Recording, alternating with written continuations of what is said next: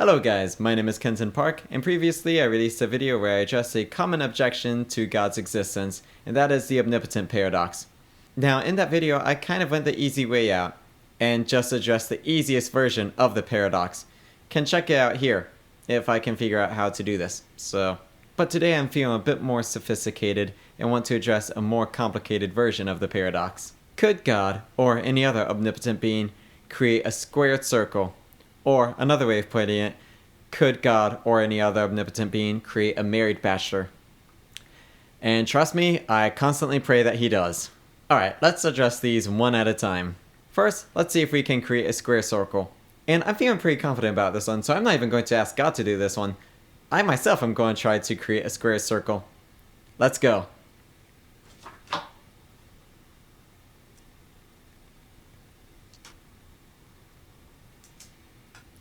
Alright, you guys ready? Ta-da! It's a circle times a circle. A squared circle. It's a squared circle. You know, now that I look at this actually looks like the symbol for oxygen. Well, that was easy enough. I think I'm going to play some Minecraft.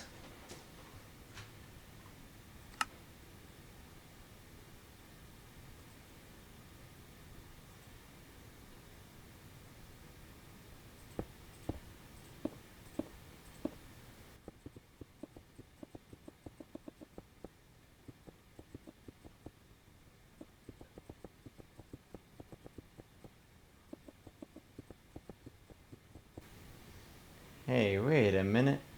What do I have here? Is that a circle made out of squares? No, this is actually a circle made out of cubes. Square circles are for rookies. I made a cubed circle. I went up a dimension. 3-dimensional square circles. But wait a minute. A circle is a 2-dimensional object. A square is a 2-dimensional object. So can we make a square circle by adding a third dimension? If something was a circle in one dimension and a square in another, then would that be a square circle? Or what we would normally call a cylinder? Circle on the top, square on the side. But wait, if we can create a square circle by going up a dimension, then can we create a married bachelor by going up a dimension? Well, what does that mean, going up a dimension? Well, we men, whether we're married or bachelors, exist in 3-dimensional space. Or do we? See, many scientists theorize that there's a 4th dimension that is time, or what is called space-time. According to relativity, if we look up at a star 10 light years away, then it's actually going to be behind in the past when we see it. And when they look at us, we're going to be in the past to when they see us. So who's really in the past? The B theory of time suggests that all time exists simultaneously. It's almost like frames in a video, much like this video. All these frames exist simultaneously, but then the video plays them one at a time, just in really rapid succession. B theory of time is kind of like that every moment in time is just a snapshot of the space-time continuum. Now all men are at one time bachelors, but after a man gets married, he is then a husband. But if space-time and special relativity says that all time exists simultaneously, just in different freeze frames, then any man who is married has both a married status in one frame and a single status in another frame. And therefore, every man who is ever married, whoever has been married and whoever will get married, was also once a bachelor. And if both of these times coexist, then every man who is married or ever will get married is a married bachelor. But furthermore, any man whose wife dies before he does, he is a widower, or a widowed married bachelor. According to special relativity, all these things exist at the same time, but it's all still the same one man. None of that stuff counts. You're just avoiding the definition of these words and making up new definitions of these words. This doesn't answer the question. Well, but what is the question, really? What is a squared circle? What is a married bachelor? The point is, a square circle and a married bachelor are just linguistical nonsense. Language is used to describe things that are. But these are not things. If there was something intrinsic about the word circle that means circle and square that means square, then it would have to be that way in every language. And that's not the case. I looked at 5 different languages for all 4 of these words. Circle, square, married, bachelor. Or for married, I actually use the word husband for grammatic reasons. Circle comes the closest to consistency. I use Spanish, French, Swedish, Latin, and Hebrew. The Spanish word for circle is circulo, very similar to circle. The French word for circle, I think, is pronounced circle, extremely similar to circle. The Swedish word is cirkel, again, very similar. And the Latin word is circulus.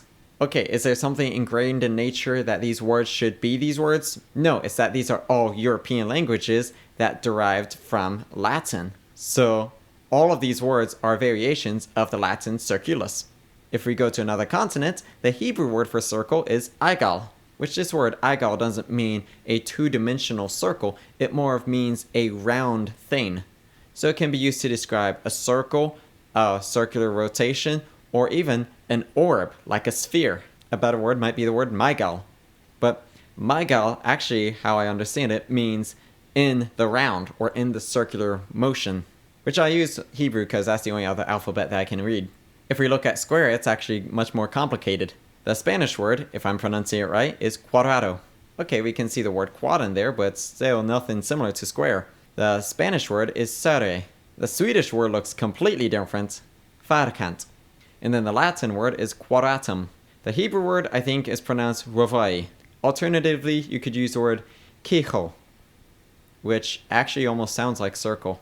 Okay, husband and bachelor got much more complicated when researching these languages. For example, the Hebrew word for husband could translate as Baal, which could translate as husband, or father, or owner, or head of the household. Probably the best word would be the word zog, which translates as spouse. You throw a ben at the beginning, that kind of invokes a masculine sense, so ben zog, husband.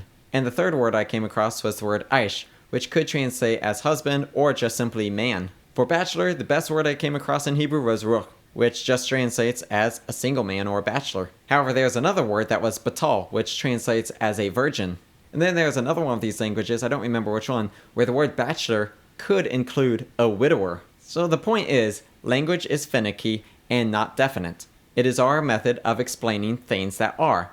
But married bachelor, square circle, these are not things that are. There is no such thing as a square circle or a married bachelor. And if there were, we would have terms for them. Just like we've got cylinder for a 3-dimensional object, which is a circle on one face and a square on another face. So all my responses were just witty word plays and jargons. Well, isn't that just what these questions are? They're not really asking anything. They're rhetorical questions, and not like the one that I just asked 2 seconds ago. They're rhetorical in the sense of they're questions with high degree of rhetoric to them, but their meanings are really ambiguous or not even existent. Okay, so now I'm really intrigued with the different variations of the Omnipotent Paradox. So if you've got another version of the Omnipotent Paradox to suggest to me, I'm interested to hear it. I kind of want to do a series on Omnipotent Paradoxes now. But until then, thanks for watching, and God bless.